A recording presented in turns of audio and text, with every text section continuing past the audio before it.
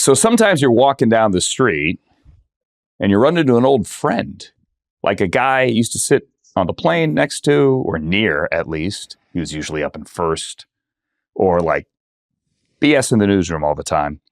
Maurice Jones-Drew is on Inside Coverage. How are you, man? I'm doing well, Andrew. How are you? See, you didn't say what happened. I'm going to tell the truth. Go ahead. Andrew's so big time.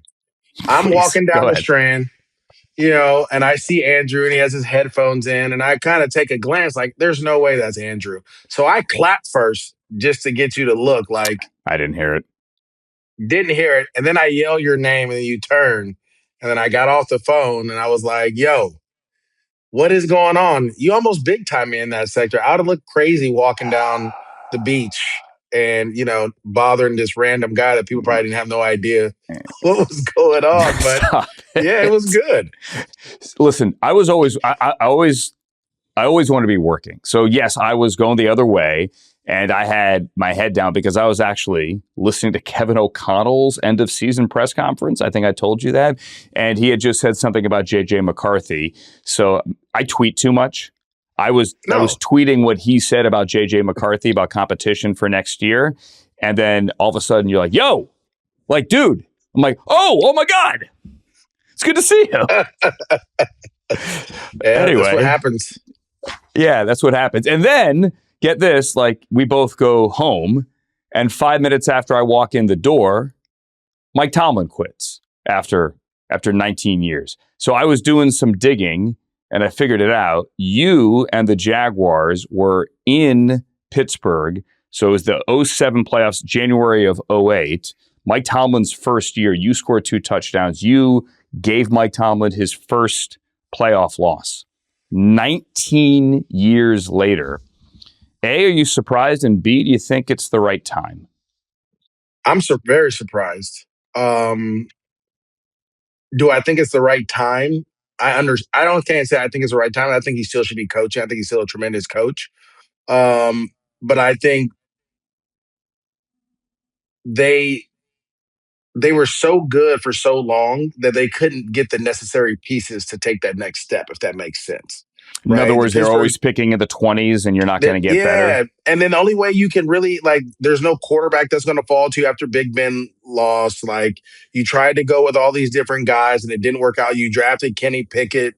Like, all these things that just never panned out. And you never had the ability to have a top 10 pick or a top 5 pick or the number 1 overall pick, right? And it's because of how good of a coach he was. And no matter what they had, he was able to coach them to be above 500. All the time. Now, I say this because obviously being a Jags player, the Jags had the first overall pick back-to-back years, right? And with the first overall pick, you get to pick the best talent there is out there. You have the opportunity, or you could trade back and get more stuff. The Pittsburgh Steelers haven't had that in 40 years, right? They're so used to picking in 20, all the way to 32 that you never had that opportunity. And so, to me, I just felt like he saw like this was his last kind of chance to try to win it with Aaron Rodgers. We're going to take one last swing at it. And it didn't work out. And so maybe, I don't know if he's done coaching. I know he's stepping down as a head coach of Pittsburgh. I hope that he's not coaching, because his style and the way he coaches and some of the things that he does is needed in this world, in this coaching world. What do you mean by that? I just think holding people accountable. I think the way he gives guys opportunities, right? Young coaches opportunities. One of those young coaches being Gerald Alexander, that a guy I played with. He was in Miami, gets let go from Miami, got an opportunity to work there with Flores and then learn from Mike T, understand kind of the system and what they want to do. I think on the other side of the ball too, Arthur Smith. He gave Arthur Smith an opportunity, right? A coach that was fired. He gave Todd Haley an opportunity after his failed time when he was the head coach of the Kansas City Chiefs. So he gives guys opportunities and he helps groom guys. I wouldn't say necessarily it's like rehab, but he gives guys chances that they probably wouldn't have gotten in the league, just depending on how things go. He looks at your work, not who you are, right? He doesn't know, like, I say that with this being said, how many people have we seen the Rams lose, right? Like a head coach, and then they take all their assistants. You know what I mean? and because they're comfortable with those guys. Mike Tomlin takes guys that he doesn't know, because when you interview, if you do well in the interview, if you know what you're talking about, he's going to give you a chance to work with them. And I think that's something huge in the coaching world. All right, so there are 9 openings now, which is just bonkers. Insane. Mike Tomlin being insane. Mike Tomlin being the 9th. If you, Maurice Jones-Drew, were running a team, running an organization, and had to hire a head coach this year, who would you hire? Had to hire a head coach. Let's see. Putting you on the spot. Yeah. No, I'm just trying to think. Like, if I'm Atlanta, I'm hiring an offensive guru. That's what I'm hiring. For 2 reasons. I think the team depends on it. If I'm Baltimore, I'm hiring a Clint Kubiak. I would hire a guy from that tree. Now, I probably would hire Mike LaFleur or Clint Kubiak first. To be my top 2 guys. Reason being is younger guys haven't been head coaches before, so they're going to need help. And for me as an organization, I can help mold my coach. Very similar to what the Rams did with Sean, right? What about just like a leader of men? Like, I know the coordinating thing is a huge deal, obviously, right? You don't want to hire an offensive head coach that maybe doesn't fit with the personnel you have or whatever. But like leader of men. Art Rooney today, the Steelers owner's on the podium. They said, what are you looking for? He said a leader, somebody who can command the room. Like Ben Johnson clearly has that. But I remember last year, there were people saying, well, Ben's the mad scientist, has the OC, but can he really command the room? Well, hell yeah, he can. That's evident. Is that the most important thing? The NFL is based on winning and losing, right? So Ben Johnson, you're commanding the room because you're winning. You know what I mean? Like, Pete Carroll's a leader of men. Okay, Pete Carroll can command a room, but it's hard to command a room when you're 2-14, right? Like, I don't care what room you're in. It's the last game of the year. You've been eliminated. You're trying to get your guys to go out and play. Like, that doesn't mean you're a good head coach. I love the cliches that people talk about, like leader of men, and to me, this is a bottom line business. You get paid an extraordinary amount. My agent should tell me this all the time. You get paid a king's ransom to play a kid's game. Mm-hmm. I need you to win. And so winning and the way you go about winning is the most important thing.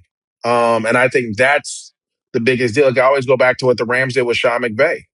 They knew that Sean might not have been ready at the time, but they knew he was going to be a candidate a couple years later. They probably weren't going to be able to get their hands on. So they said, listen, we're going to do this, and then we're going to work. We're going to mold you. We're going to help you go forward. We're going to help you be a leader of men. We're going to I guess raise you up and put a foundation of pieces around you. So we're going to go get a Wade Phillips, who's been a head coach before, to be your DC. We're going to have a Bones Fossil here, right? And so I would rather do that, because winning is so important in this league that if I got a Mike LaFleur or a Clint Kubiak, I can go pair him with a DC that is a really good DC that's been a head coach before, or that I trust knows what's going on. And then I'm going to tell said DC and said special teams coach, hey, your job is to help him. You see what I'm saying? Because at the end of the day, if I go get Mike Tomlin, right? If I don't have the right OC and the right DC, we're going to lose. And you can be a leader of men all you want to. We're just, and so it's such a bottom line business. I believe that's why you're seeing so many, like KOC, for example. Him with Brian Flores is a terrific thing, because guess what? Brian Flores is the head coach. You took him from Pittsburgh. You brought him to Minnesota. And at a time, they had the chance to be the 1 seed. That, to me, is the way I would build my roster. All right, so you kind of walked me into one of the things I wanted to ask you. You mentioned Mike LaFleur. Mike LaFleur is the OC there with the Rams. Obviously, Sean calls plays. Mike LaFleur used to be the OC of the Jets. He's Matt LaFleur's younger brother. Everybody knows that. But the name that keeps getting thrown about is Nate Scheelhaase. Nate's the passing game coordinator. He was a good quarterback at Illinois, was at Iowa State under Matt Campbell. He's paid his dues. He's only 35 years old now. But he, much like Sean, people are saying, well, he may not be ready, but wouldn't you rather have him a year before he's ready, then miss the boat on him and someone else gets him, and then you're like, man, I wish I had hired Nate Scheelhaase. Do you know him at all? Like, how well do you know him? Do you think he's ready? I don't know him that well. I've seen him around. We've spoken, but he's part of the brain trust.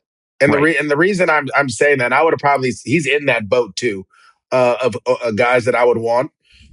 It's the younger they are, the more creative they are, right? And in this day and age, with how good players are, how they train, how fast they are, how athletic they are, how some of these defenses are run, you have to try to find an edge, right? And I think when you have these young OCs or these young guys that are going in, they find an edge by creating motion and mismatches and doing certain things. And he's learning under one of the better ones to do it. I would say even Davis Webb is another guy that I would look 30 into years old. as a guy, but again, I want that mind of yours.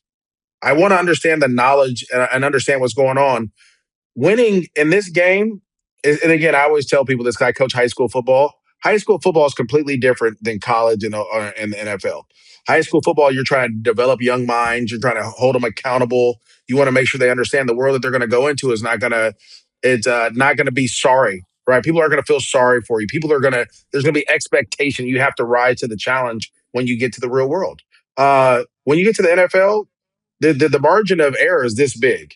So if I can get a young guy, if I can put a veteran DC around, like for example, my ideal situation would be, let's just say Nate Shieldhouse, and then give me Pete Carroll as his DC or Gus Bradley as his DC, Well, how right? about Jim Schwartz as his Jim DC? Schwartz as his DC, right? There you go. I know you're the Browns, guys that have been head coaches, guys that understand what's going on, and your job is to just continue to guide him and help him. And then I'm going to add other head coaches that are going to be on his roster, right? I'm going to add other guys that have had that experience on his roster so that he has people that he can lean on. It's just like the quarterback, right?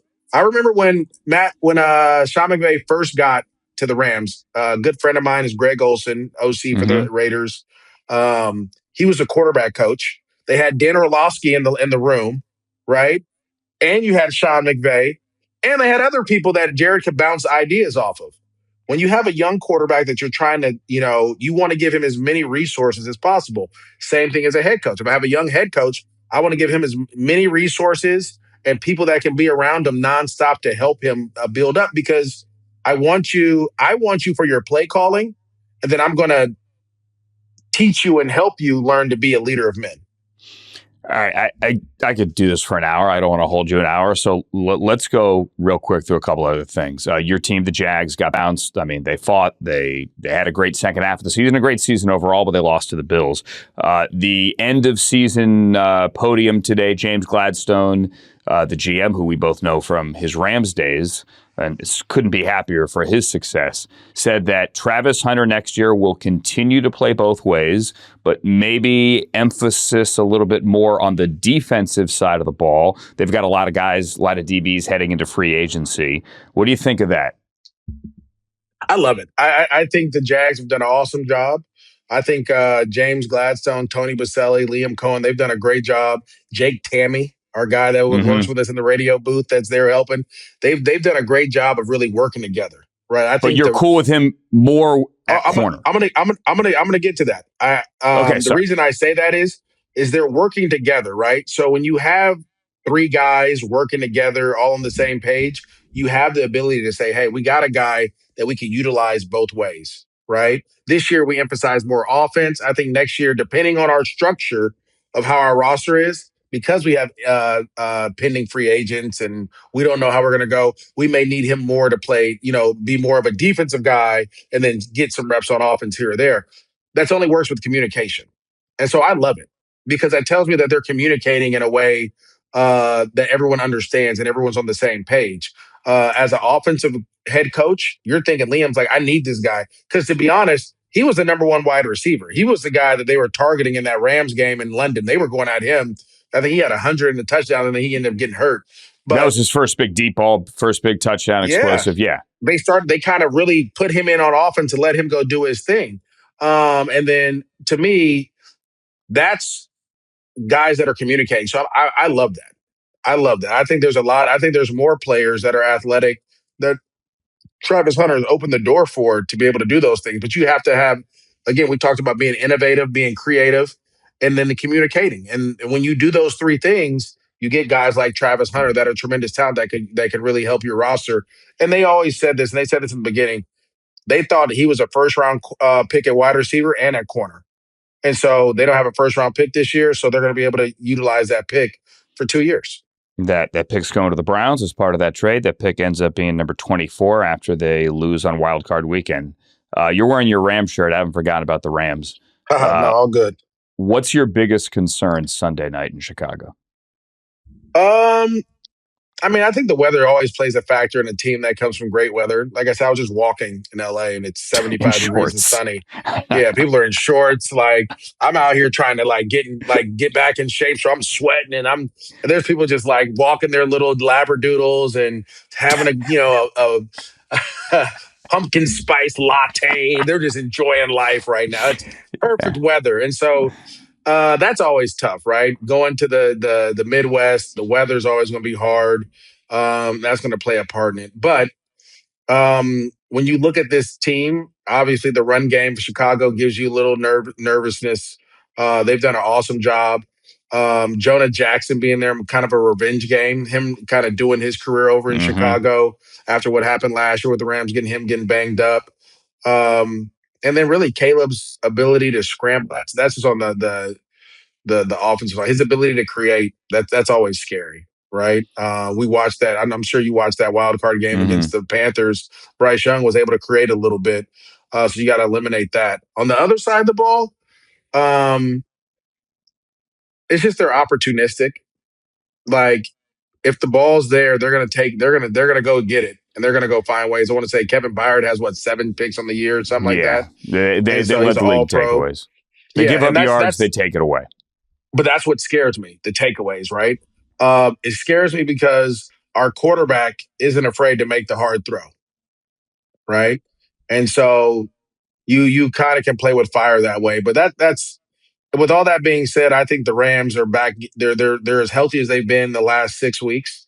And that to me is a plus. And I'm going to go do the Rams podcast tomorrow. And I'm going to say this on air. It's not about the Bears. It's about the Rams executing and doing that. That's how good they are. And so if they go out and execute the way they're supposed to, I think they're going to be fine. All right. And I think they are as well, although this one kind of scares me.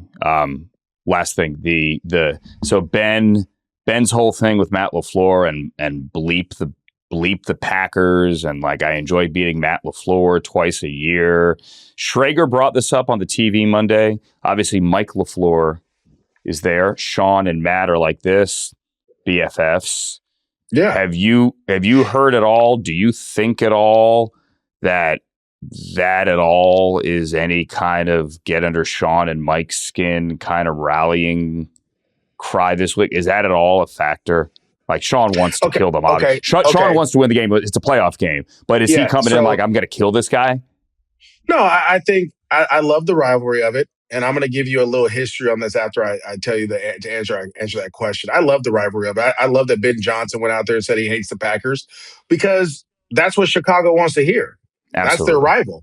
It could have been Matt LaFleur, could have been a random guy, Tom, walking down the street that's the head coach of the Packers. He's going to say the same thing. It had nothing to do with LaFleur. Totally. It had everything to do with the Packers. And I love that, right?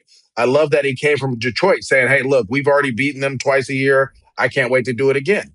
But I do understand that Sean and Mike are their competitors, right? Mm-hmm. And if someone ever were to say that they like beating on my brother, guess what? When I get a chance, I'm going to try to like put foot to butt, the BTA, if I could, if you may. So I think that plays a part in it. And the reason I say that is, do you remember, was it 2018 when the Rams went to we went to New Orleans 3 times? Oh, yeah.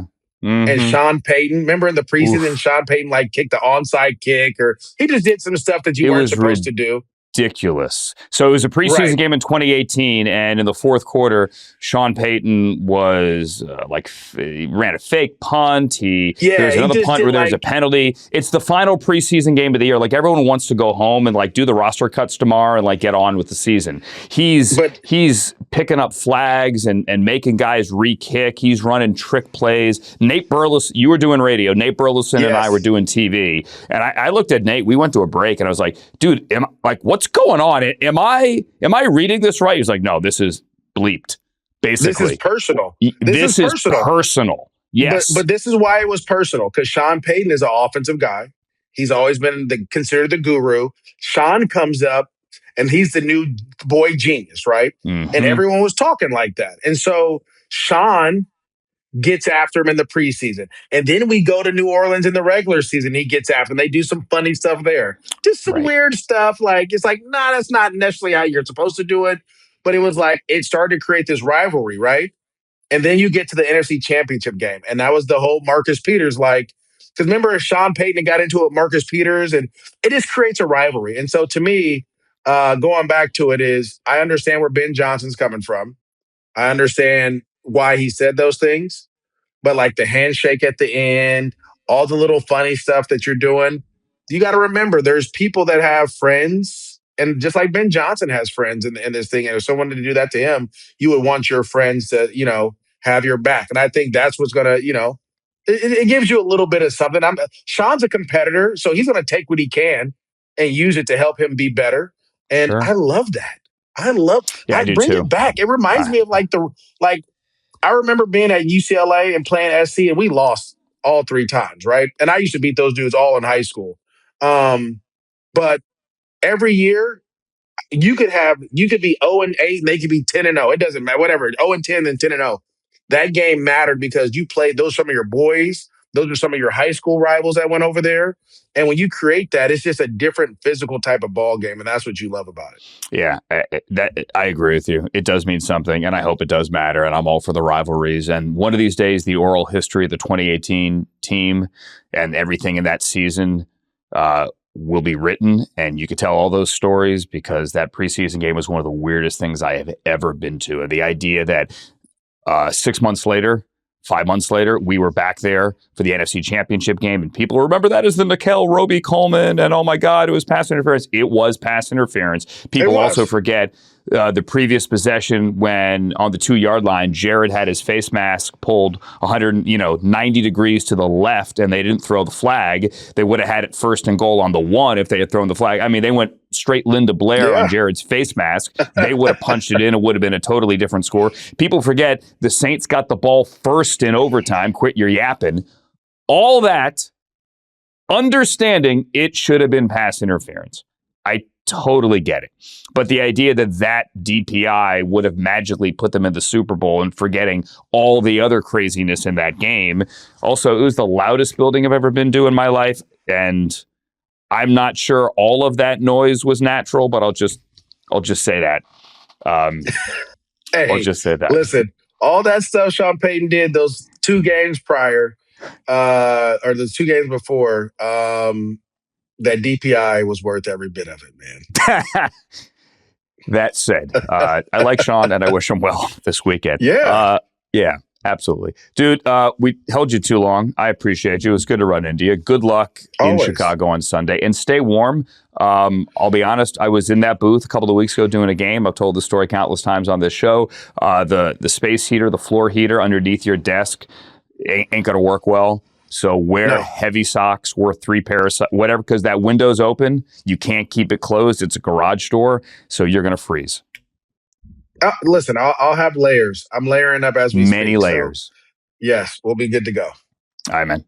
Thank you, sir. All right, see you later. No problem.